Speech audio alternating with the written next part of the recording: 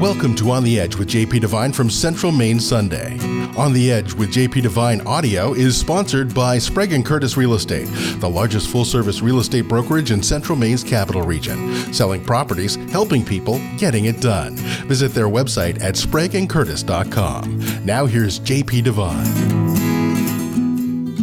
Thanksgiving. If you're one of the lucky families in Maine, your son or daughter who has been servicing in a branch of the armed forces may be sitting across from you and smiling as they pass the sweet potatoes. God bless that sight. Breathe in that moment. Fill your lungs and your heart with it and whisper it in the saving of grace.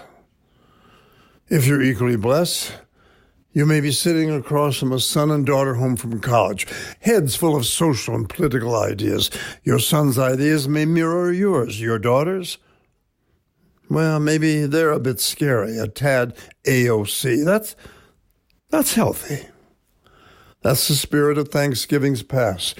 Once your grandparents argued about Roosevelt and the Depression and the beat goes on.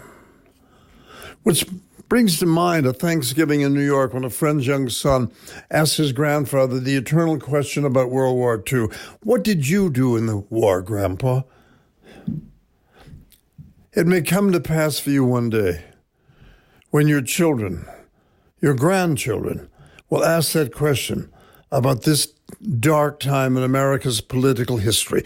What did you do in 2020, Grandpa, when you went to vote?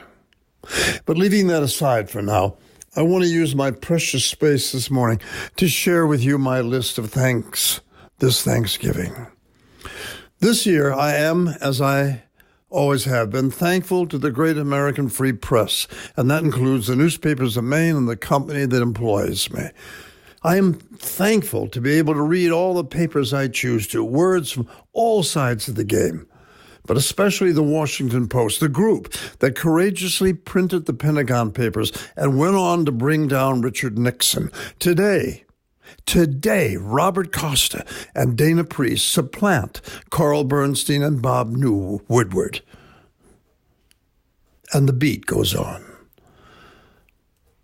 I download the New York Times that includes the works of Jodi Kantor, Michelle Goldberg, Michael Schmidt, and Jennifer Rubin, who have stepped into the footsteps of Edward R. Murrow, Eric Sevareid, and Walter Cronkite. Here at home, I value the work of our own Bill Nimitz, whose eagle eye watches over the political and social chicanery on the home front. But then, as I sit at my Thanksgiving table, lowering my head to say the grace of thanks this year, I'm afraid to close my eyes, even in prayer, because my thanks is tainted by guilt and remorse. How do I give thanks without seeing the children sitting among their suffering and lonely cellmates this holiday, and especially Christmas Eve in a steel cage at the bottom of America, wondering which arroyo their mother is sleeping in that night? These children, who by the decree of the Melodroid Maitre d' of Mar-a-Lago have been imprisoned in the deserts of the land of the free. How, in the darkness of this sacred moment, do I avoid seeing an African-American citizen being dragged out of his car on a snowy night in Chicago, in Memphis, or St. Louis, and shoved across the car's hood, maybe even being beaten while trying to answer questions from an unhappy, racist white cop? I can be thankful that there are thousands of good white cops, those underpaid and beleaguered servants of the law, like my own nephew and niece, who have to cruise the icy streets on Christmas Eve and take pains to deliver equal justice. As a veteran, I'm very thankful this year that I'm not a decorated Army combat soldier sitting at Thanksgiving dinner with his family, head bowed in prayer for the Kurdish teammates he was forced by a decree from the keeper of the Republican Senate to leave behind, to be slaughtered. Again, My thanks is spotted with guilt that I'm not one of the many decorated combat soldiers, man or woman, who was also one of the innocents of DACA, the deferred action for childhood arrivals, just home from Afghanistan, ready to go to college in the GI Bill, and instead, maybe sent back to sell oranges on the highway in San Pedro in Honduras. This year, even though I don't share the same prayers, I will close my eyes and sit beside the elderly Jew and his family, a survivor of the Holocaust, who still remembers the firing squads at Dachau while his great-grandson scans the pews nearby for strangers.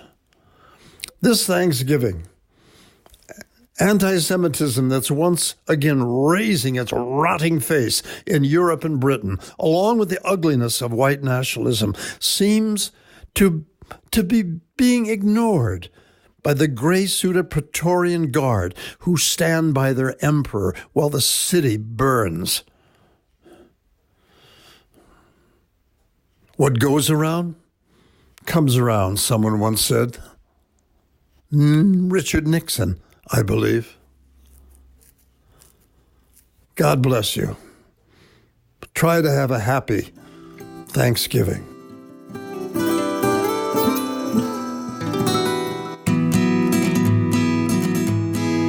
Thanks for listening to On the Edge with JP Devine from Central Maine Sunday.